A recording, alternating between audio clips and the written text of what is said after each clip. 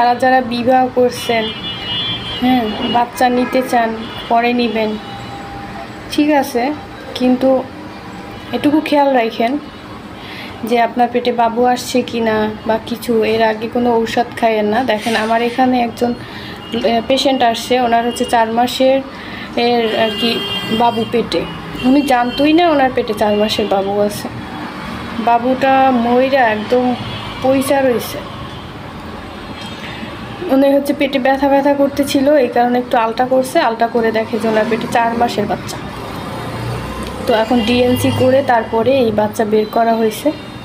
এই এত ছোট ছোট হাত পা, আমার এত এত খারাপ লাগছে এটা দেখা। তো সবাই একটু সাবধান, বাবু নিতে চান, এখন নিতে চান না পরে নিতে চান, কিন্তু তারপরে একটু সাবধানতা অবলম্বন করে থাকবেন প্লিজ। দেখেন কি একটা অবস্থা হয়ে গেল। উনি জানতোই না ওনার পেটে বাবু আসছে, তা আবার 4 মাসের, একদম পুরা নষ্ট হয়ে গেছে পেটের মধ্যে।